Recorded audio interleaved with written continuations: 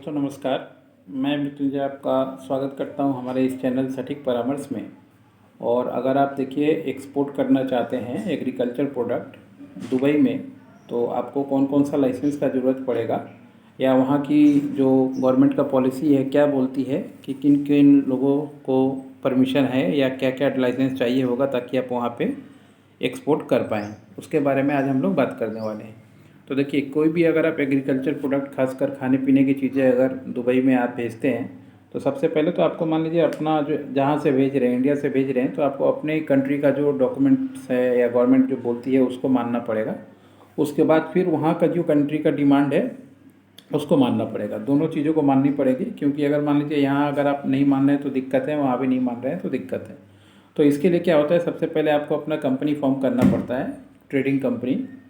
और trading company form करके उसका करंट अकाउंट बना के उसका एडी कोड बना के उद्यम का लाइसेंस लेके और वन टाइम कस्टम में रजिस्ट्रेशन होता है, उसका रजिस्ट्रेशन प्लस एपेडा होता है आरसीएमसी मेंबरशिप का लिए गवर्नमेंट का, उसका रजिस्ट्रेशन। इंडिया में गवर्नमेंट आपको इतना रजिस्ट्रेशन आपको चाहिए होगा, प्लस मान लीजिए ISO 9000, ISO 14000 और ISO 22000, ये 3 लाइसेंस चाहिए होता है। और GMP इंडिया की तरफ से, ताकि आप मान लीजिए बाहर ऐसे प्रोडक्ट को एक्सपोर्ट कर पाएँ। होता क्या है, अगर मान लीजिए कोई प्रॉब्लम आ जाए और डॉक्यूमेंटेशन सारा कुछ है आपके पास, तो आपका भी केस इंडियन एम्बेसी वहाँ पे लड़ती है, तो कुछ तो आपको सपोर्टिव डॉक्यूमेंट चाहिए होगा अपनी क्वालिटी के लिए। मान लीजिए वो बताए कि आपका क्वालिटी बेकार है, तो कुछ तो यहाँ पे पैरामीटर आपको मेंटेन करना पड़ेगा ताकि वहाँ पे आप जाके अपने केस को ठीक तरीके से कर पाएँ।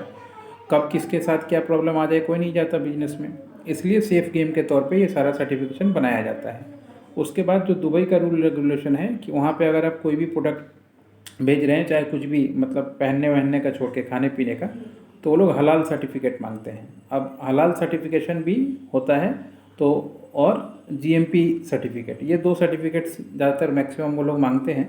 तो हलाल सर्टिफिकेट आपके कंपनी के नाम पे इंडिया में भी मिल जाता है, इशू हो जाता है, ताकि मान लीजिए जब कोटेशन आप दीजिए तो उसमें लिखा रहे कि हाँ 9000, 22000, 14000 GMP, एपेडा और हलाल सर्टिफिकेट का कॉपी। ये सारा कुछ जब आप प्रोफाइल बनाइएगा तो अपने प्रोफाइल में ही रखिएगा, जो उसको भी चाहिए होगा आप उसको भेज सकते हैं प्रोफाइल, ताकि मान लीजिए वो देख के आपको ऑर्डर दे पाए। या मान लीजिए आपकी कंपनी का वेबसाइट है तो वहाँ पे आप उसको उस तरीके से लगा दीजिए ताकि सर्टिफिकेशन और डॉक्यूमेंट के मामले में पार्टी कॉन्फिडेंस हो जाए। जब पार्टी कॉन्फिडेंस होता है तभी जो है वो ऑर्डर जाके देता है, ताकि मान लीजिए आपको काम हो। इसमें मेन गेम कॉन्फिडेंस का ही है कि जब पार्टी को कॉन्फिडेंस रहेगा कि हाँ ये आदमी सप्लाई दे सकता है और सही तरीके से दे सकता है प्रोडक्ट, तो ही कम ये सब डील होता है। क्योंकि इसी कम पैसे पे या मान लीजिए डिस्काउंट प्राइस पे दे के एक्सपोर्ट का डील नहीं होता है।